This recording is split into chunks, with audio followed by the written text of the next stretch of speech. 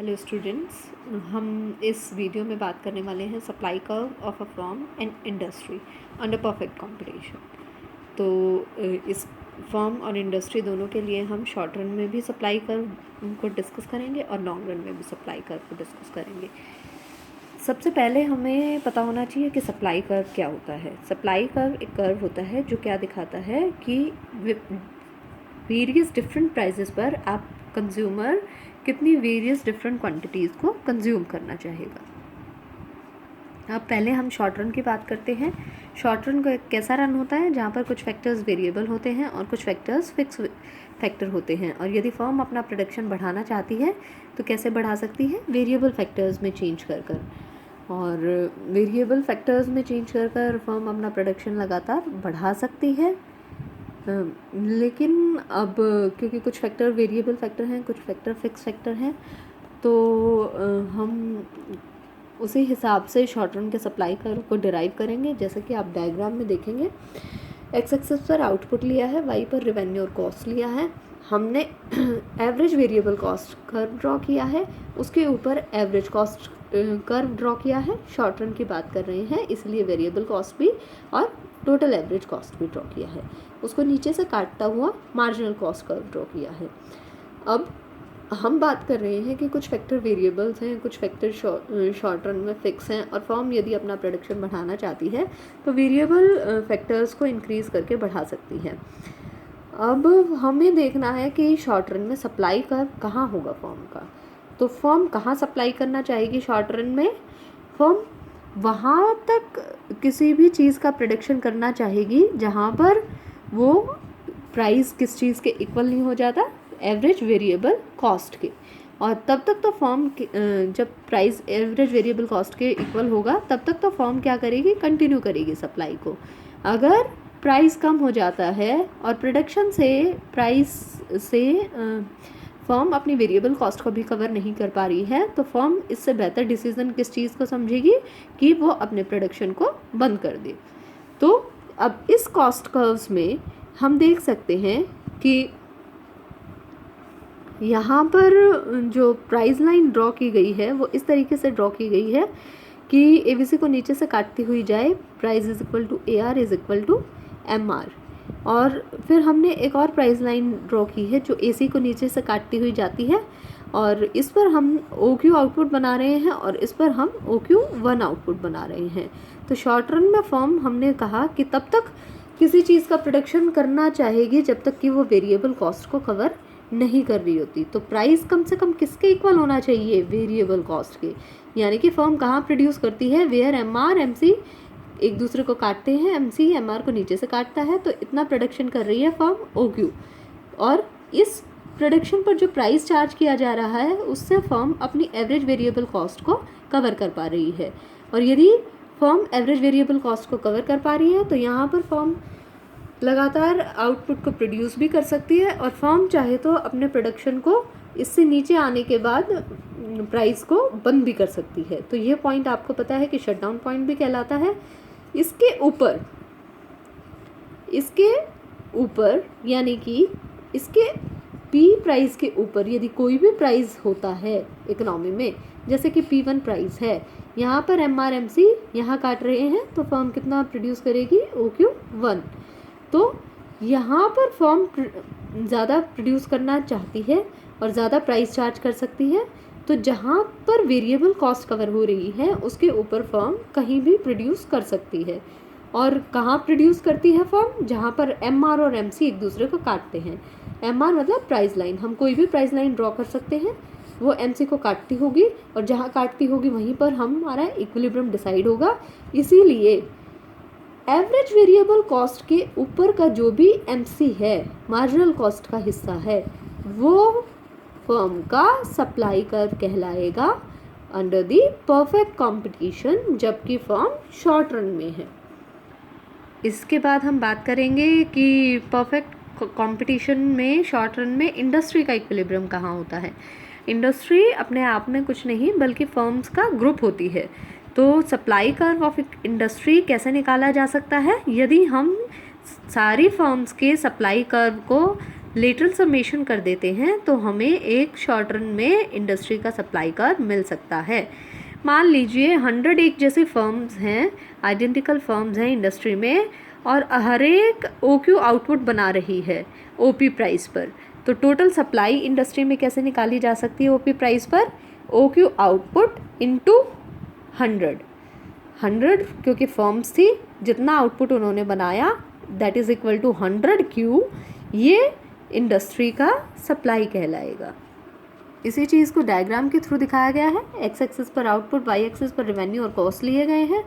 यहाँ पर फर्म है, यहाँ पर इंडस्ट्री है। ये फर्म के लिए हमने सप्लाई कर्व बना लिया। हमने पिछली डायग्राम में बात की थी कि MC जो वो MC का हिस्सा जो एवरेज वेरिएबल कॉस्ट से ऊपर होता है फर्म का सप्लाई कर्व कहलाता है। तो हमने मान लिया कि ये हिस्सा फर्म का सप्लाई कर्व है, ये MC।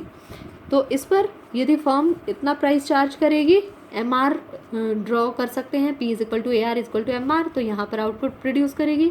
इतना प्राइस चार्ज करेगी तो यहाँ पर आउटपुट प्रोड्यूस करेगी।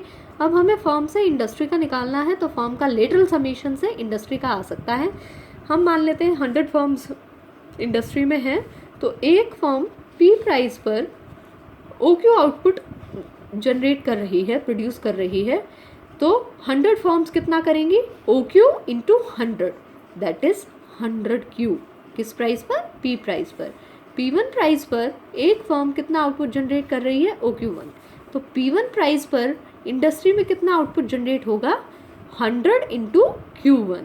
लेटरल समेशन से आया है जो कि फर्म्स के।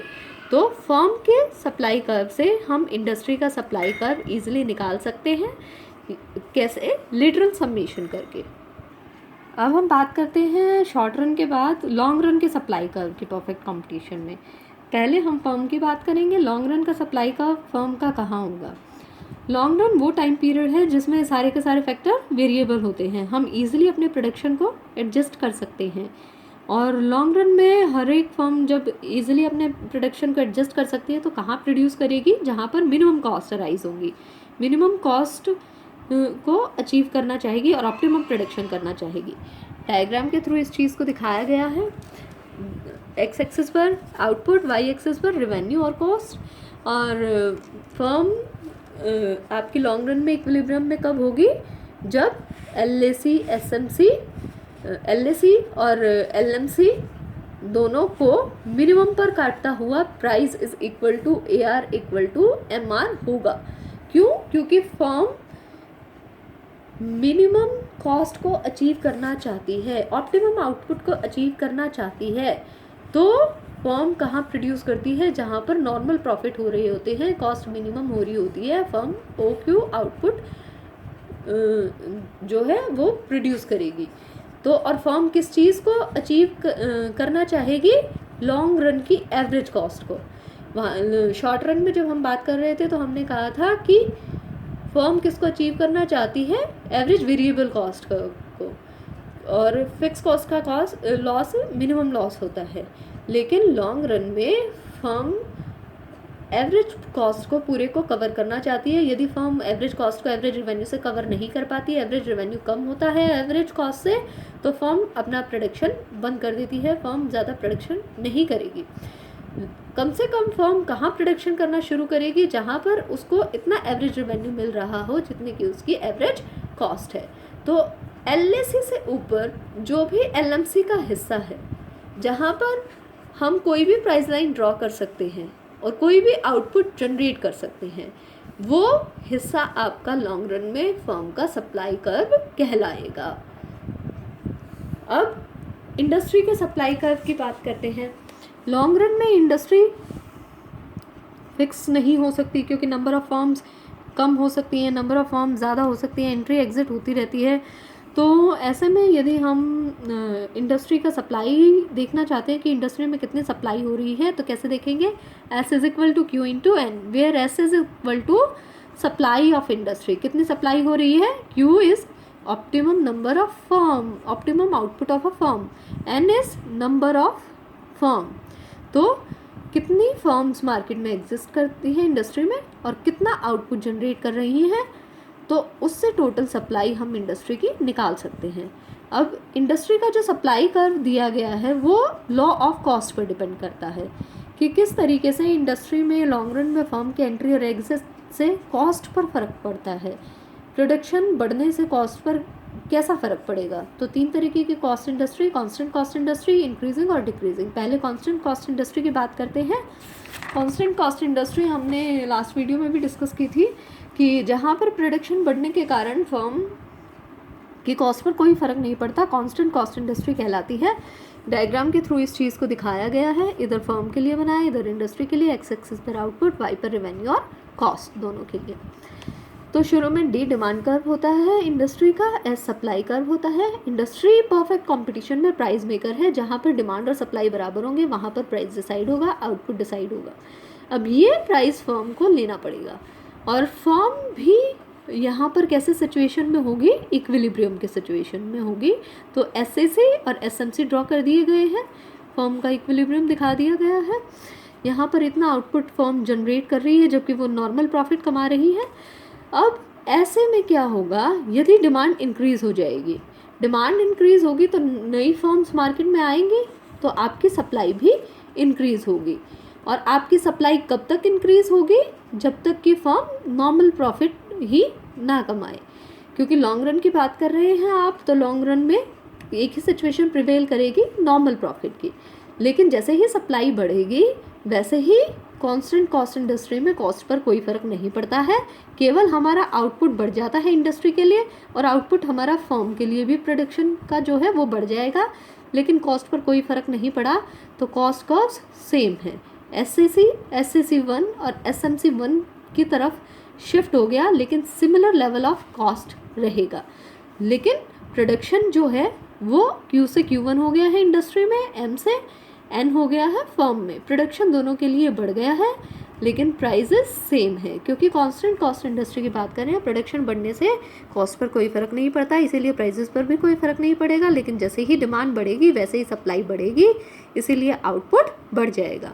दूसरा, decreasing cost industry. Decreasing cost industry का क्या मतलब है, जहाँ पर आपका कॉस्ट ऑफ प्रोडक्शन आउटपुट के बढ़ने के साथ साथ, प्रोडक्शन के बढ़ने के साथ साथ कम हो जाता है, उसको डिक्रीजिंग कॉस्ट इंडस्ट्री कहते हैं। डायग्राम में इस चीज़ को एक्सप्लेन किया गया है, वही सारी चीज़ें हैं इंडस्ट्री और फर्म के लिए लिया गया है। पहले इंडस्ट्री प्राइस डिसाइड करेगी तो पहले डिमांड कर्व बनाएंगे, सप्लाई कर्व बनाएंगे, यहाँ पर दोनों इंटरसेक्ट कर रहे हैं, ये प्राइस डिसाइड कर लिया, ये इंडस्ट्री का आउटपुट हो गया, इसी प्राइस को फर्म को लेना पड़ेगा। लॉन्ग रन में है तो नॉर्मल प्रॉफिट के सिचुएशन में होगे फर्म, तो हमने नॉर्मल प्रॉफिट के सिचुएशन यहाँ दिखा दी है। नॉर्मल प्रॉफिट कब होगा, जब कितना प्राइस हो, प्राइस किसके इक्वल हो, कॉस्ट के इक्वल हो, एलएसी के इक्वल हो। P is equal to LAC equal to SMC is equal to SAC is equal to MR is equal to AR। तो अब ऐसे सिचुएशन में फर्म इतना आउटपुट प्रोड्यूस कर रही है, नॉर्मल प्रॉफिट के सिचुएशन में है। अब अचानक इंडस्ट्री में डिमांड बढ़ जाती है, डिमांड कर्व D से D1 की तरफ शिफ्ट कर जाता है। जैसे ही डिमांड इंडस्ट्री में बढ़ेगी, कॉरस्पॉन्डिंगली सप्लाई बढ़ जाएगी। क्यों, क्योंकि नई फर्म्स में मार्केट में एंटर कर जाएंगी, ज़्यादा डिमांड को देखते हुए एग्जिस्टिंग फर्म ज़्यादा प्रोड्यूस करने लग जाएंगी।